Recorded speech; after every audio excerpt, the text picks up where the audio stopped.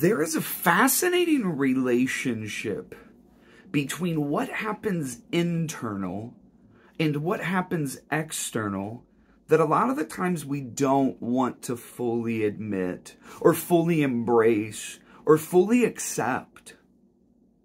But the reality is, there is a distinct correlation between what happens internal and what happens external. And there's quite a few passages we could point out throughout the Bible. I'm like, this is exactly what Jesus is confronting in the issue of dietary laws. When he looks at him and he says, no, you don't understand. It is not what you put into your mouth that makes you unclean. It's what comes out of your heart that makes you unclean. He's trying to point out the fact that there is a correlation between the internal and the external. It's just not typically the way in which we understand it. He's trying to indicate that with the dietary laws, God was teaching them a principle. God was teaching them an insight. God was teaching them something that if they would grab a hold of it, it would actually synchronize, bring together what is happening inside and what is happening outside. Because too often, we simply divorce the two. This was the issue in Matthew 23. When Jesus kept using the phrase to the Pharisees, you whitewash tombs, he was referring to this concept that on the outside, you look so pristine, you look so perfect, you look as if you are adorned with beauty, like a tomb that has been painted white or washed with this white that makes it shine. He says, but the problem is on the inside, it is filled with dead bones. It's still a tomb. There is a relationship between the internal and the external that is always clear throughout the Bible, but it's one that we struggle with. It's one that we wrestle with, and it's one that we oftentimes wish didn't exist. I'm in Joel chapter 2 today. In Joel chapter 2, God is going after his people. He's saying, because of your persistent rebellion, you are going to be experiencing all kinds of consequences for your actions. He talks about locusts in chapter 1 and the army that's coming to be flowing at the beginning of chapter 2. And then God starts to call them to repentance. But you have to understand, repentance only works if what happens internal matches what happens external. In Joel chapter 2, verse 13, listen to this command. God says, rend your heart and not your garments. He's saying, I'm so tired of the way in which you engage repentance. Because when you engage repentance, you tear your clothing. You wear sackcloth. You put ashes over your head so that externally everyone looks at you. And what they see is a person deeply engaged in the process of repentance. He says, but here's the problem. I see your heart. And when I see your heart, it does not match what is happening on the external.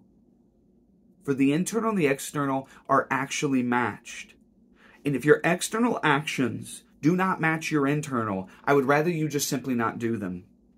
I would rather you cease doing the charade, quit performing, and instead do what it takes to truly repent. Rend your heart. Tear your heart. Instead of merely your clothing.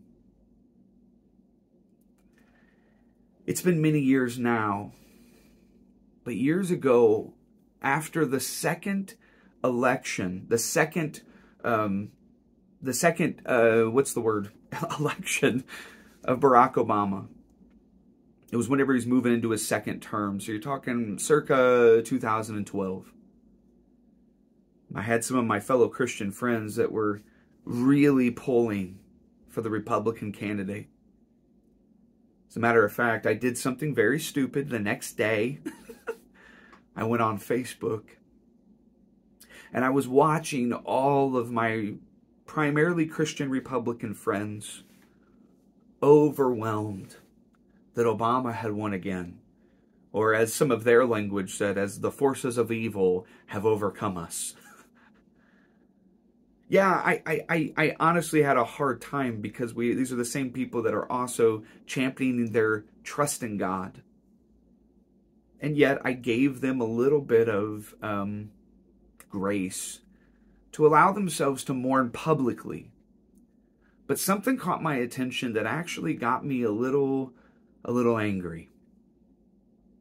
One of my friends, she put up last night, whenever I found out the results of the election, I began to weep. And then she said, in fact, I cried myself to sleep last night. And I became angry. I became deeply disturbed. And I did not respond to her comment because I don't find that to be a very productive way of engaging men and women of the cross, or even just people as a whole. Instead, what I did is I began to weep myself. Because what was flooding my mind was this: when was the last time you wept for children that are caught in sex trafficking?